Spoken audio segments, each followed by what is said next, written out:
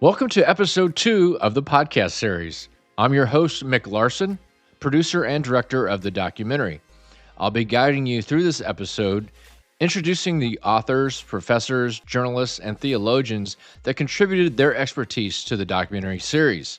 This episode looks at the history of the American Jesus and white supremacy, from the founding of our country through the civil rights movements of the 1960s. All right, let's get started. The first voice you will hear is Professor Craig Prentice.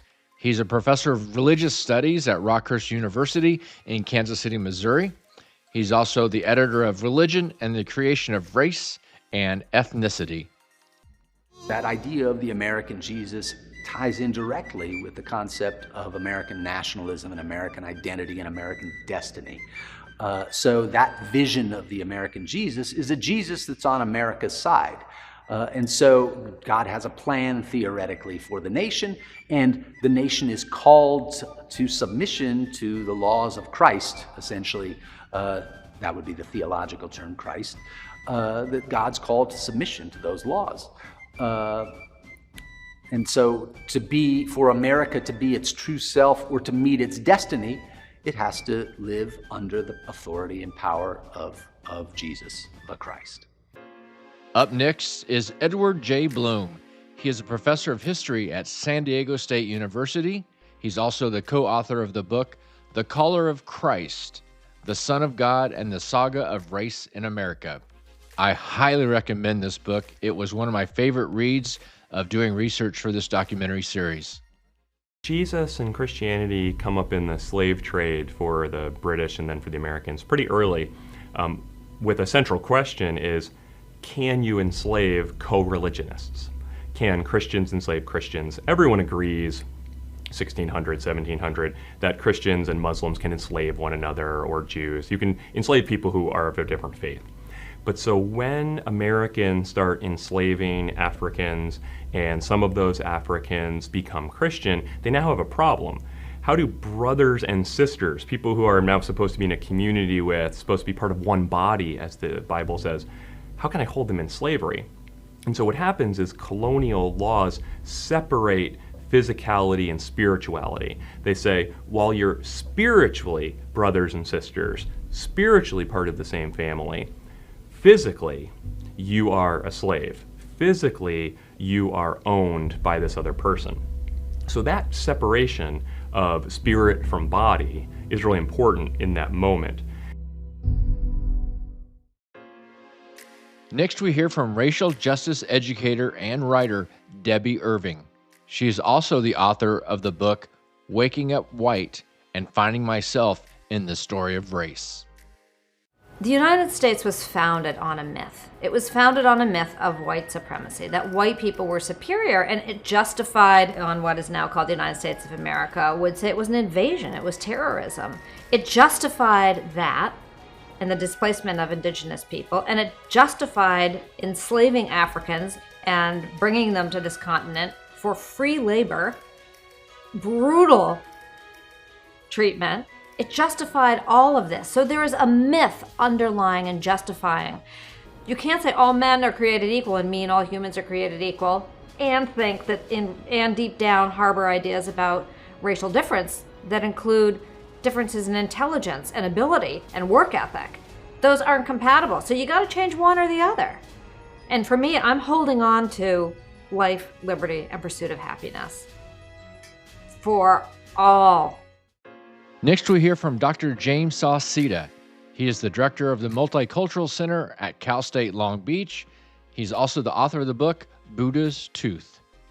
Again, starting with genocide and slavery, where's the word equal in that?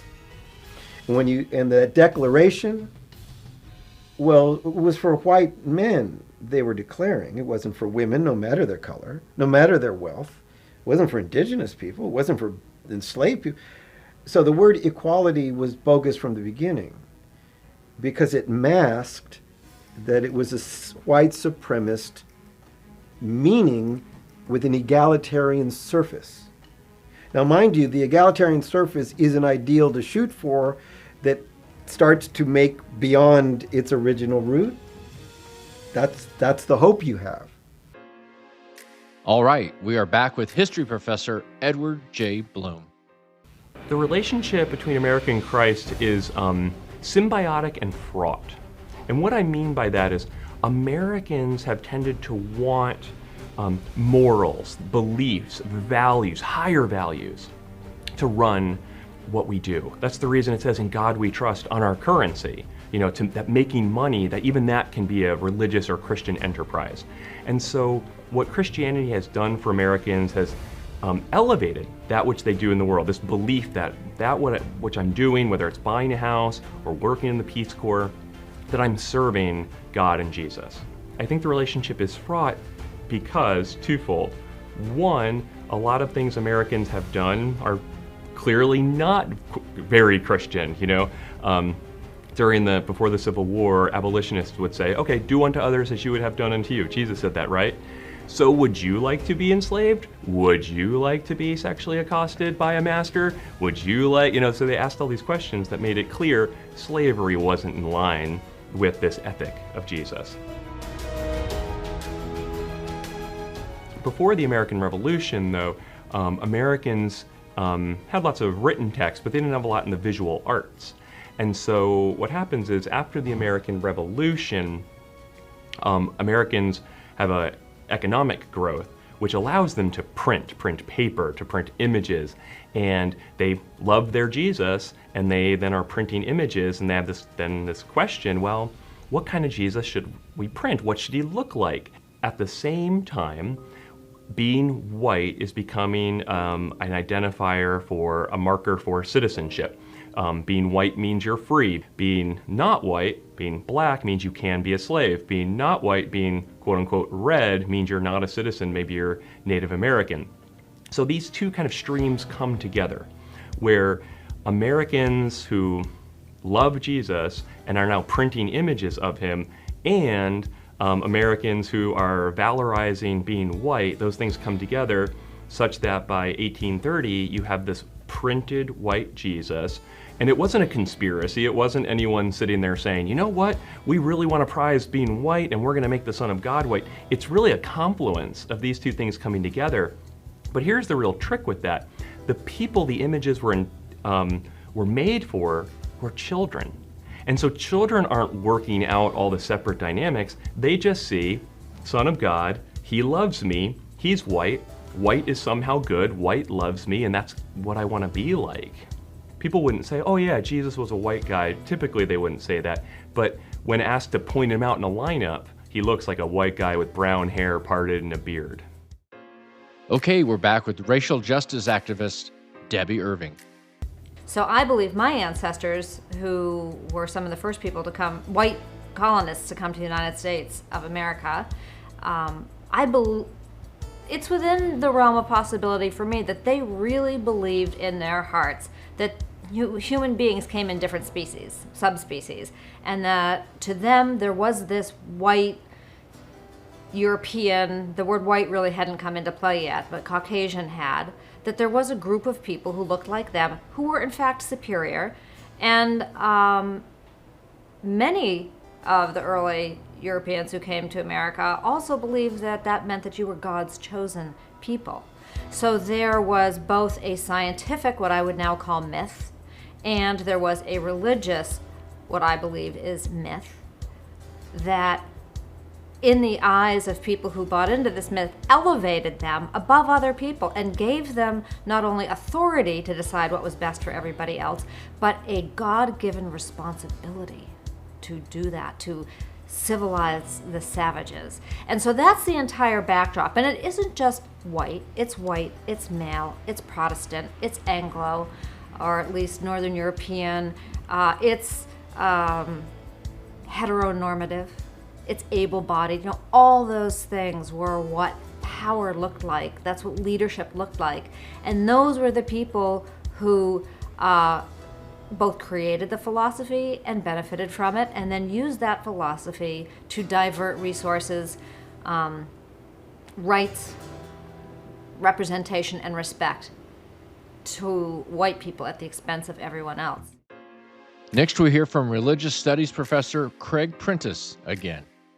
Human beings, as a species, are always engaged in this strange little act of power negotiation, where there are these various pecking orders that we're always engaged in.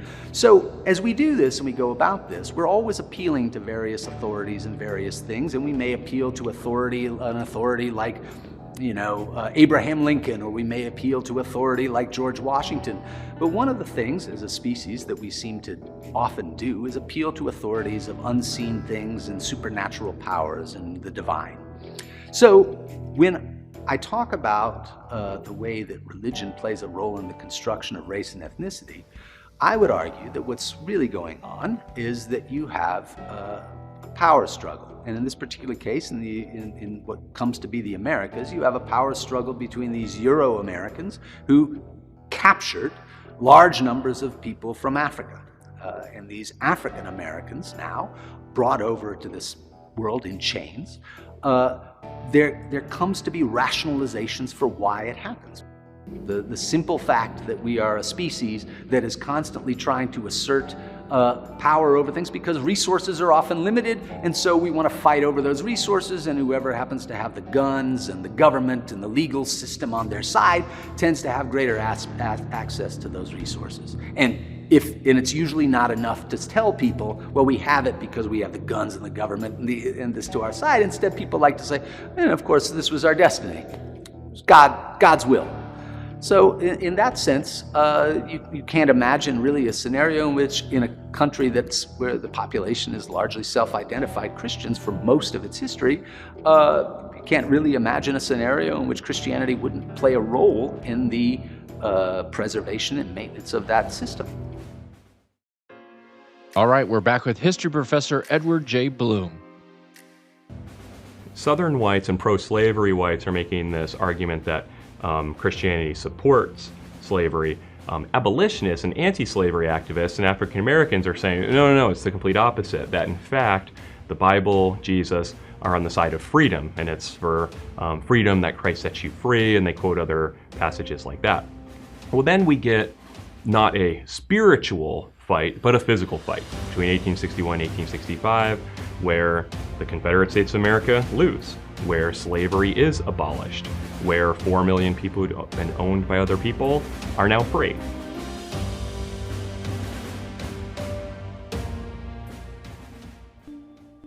So after the Civil War and the decades following, there's a whole bunch of different ways Jesus starts functioning in the South. One way is we see massive church segregation and church separation, where African Americans who are given some freedoms, but not a whole lot, one of the freedoms they definitely grab onto is the freedom to have their own churches. And so right after the Civil War, African Americans in the thousands go create their own religious communities, their own Methodist church, their own Baptist church. In part, they do that so they can have authority, they can have leadership, they can have a safe space, where carpenters then can become accountants, at the church. So while that's happening, white Southerners are kind of doing two things. One is they're creating a new Christian theology that supports racial segregation. And some create this new kind of white supremacist theology that starts to claim that African Americans, or people they would call by other names, are actually not people. And what these white supremacist theologians start saying is that when God made Adam and Eve, he made them with bodies, minds, and souls. And that's the three things that make up a human. And these writers start saying that people from African descent have bodies and minds, but no souls. That when God breathed life into Adam, that was the giving of a soul, and that only applies to white people. White supremacists also said that Adam was white, that Jesus was white. They're really fixated on being white. Well, that becomes then a spiritual legitimation for this thing called lynching. Because in American history, we don't often want to owe up to that between 1880 and 1920, just about every 3 days for 40 years, an African American man was illegally murdered by a mob. So there are groups of people, many of whom go to church, many of whom pray before meals, who would go out and either watch or participate in the murdering and the public killing of a person. And so how do you have the Bible Belt and be the lynch belt at the same time? And so really one of the only kind of psychological ways you can do that is to depersonalize the person you're killing. And you can't take away their body. I mean, you're going to kill them, but of course they have a body. Of course they have a mind. They can talk. But the soul, since how do you touch the soul? How do you figure out the soul? Oh, they're soulless beasts. And so all of a sudden, killing an African-American man, it trends more toward killing a horse or killing a cow.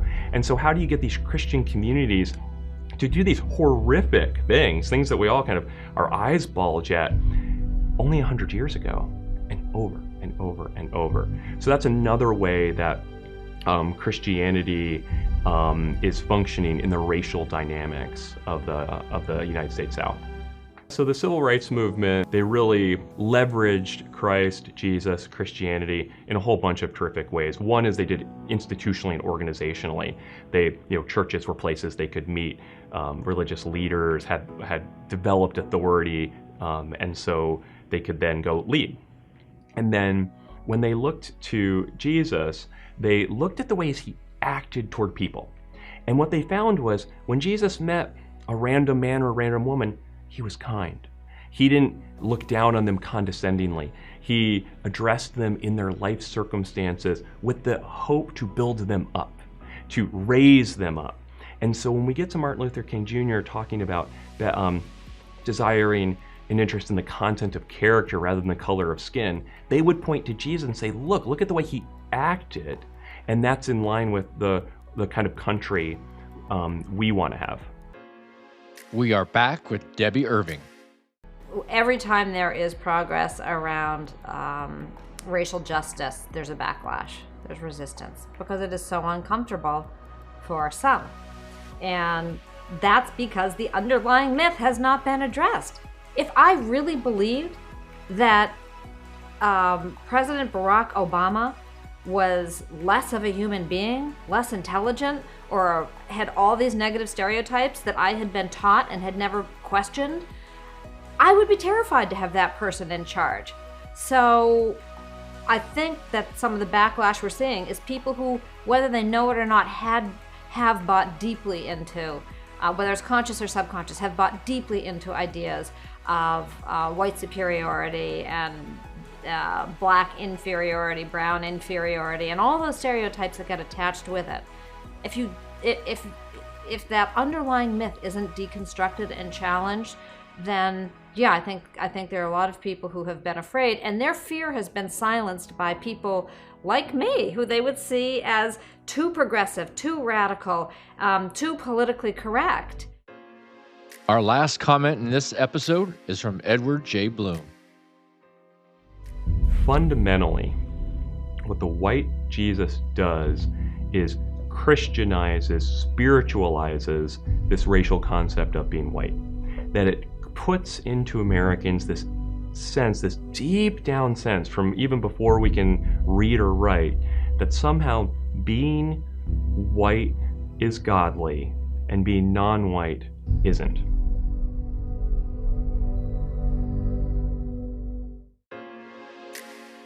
Well, that wraps up episode 2. I hope you enjoyed it. I am really grateful to all the contributors to this episode. They were also thoughtful, well-researched, and spot on with their comments. I can't tell you how much of an honor it was to sit down with each and every one of them, ask them questions, and be blown away with their insights. I hope you feel a little bit of that as well. Thanks for listening, and I'll see you in episode 3, another great piece of history, when and why Christians split into liberal and conservative Christians. Thanks, and take care.